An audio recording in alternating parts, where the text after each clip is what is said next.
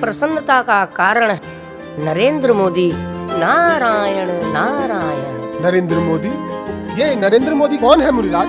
पृथ्वी पर भारतवर्ष नामक एक नगर है जो देवभूमि और तपोभूमि के नाम से प्रसिद्ध है।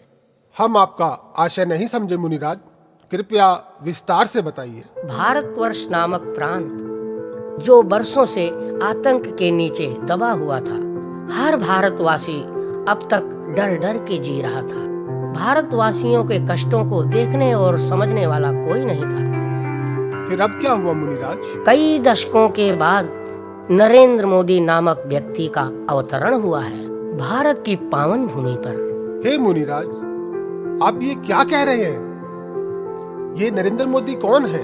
पतित पावन पुण्य आत्मा है नरेंद्र मोदी।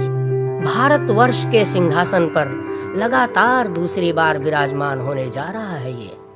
हे मुनिराज, इससे पहले भारतवर्ष के सिंहासन पर कौन विराजमान था?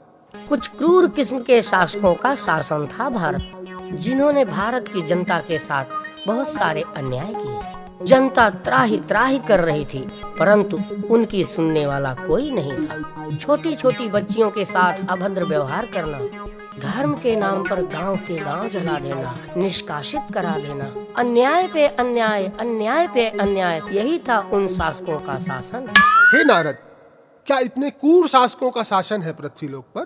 क्रूरता की सारी हदें पार कर रखी थी उन शासकों ने।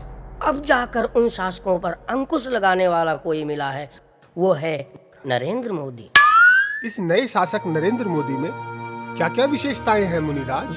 हे राजन, इस व्यक्ति का जन्म ही इसी उद्देश्य से हुआ है कि भारतवासियों को क्रूर शासकों की क्रूरता से मुक्त कराएं। जैसे रावण का वध करने के लिए श्री राम ने अवतार लिया था, कंस का वध करने के लिए श्री कृष्ण का अवतार हुआ था। जब जब भारतवर्ष में अन्याय बढ़ा है, तब तब किसी महाशक्ति का अवतार हुआ है। इस बार महाशक्ति के रूप में नरेंद्र मोदी ने अवतार लिया है पापियों का अंत करने के लिए। नारायण नारायण। ये तो बड़ी प्रसन्नता की बात है नारद जी। लगातार दूसरी बार असुरों के ऊपर विजय प्राप्त की है नरेंद्र मोदी ने। असुरों की शक्तियां धीरे धीरे समाप्त होने लगी हैं। भारत में कश्मीर नामक एक अति सुंदर स्थान है जो कश्मीर के नाम से जाना जाता है। वहाँ के बासिंदों को धर्म के नाम पर मार काट कर भगा दिया गया था। अब उन भगाए हुए लोगों को पुनः स्थापित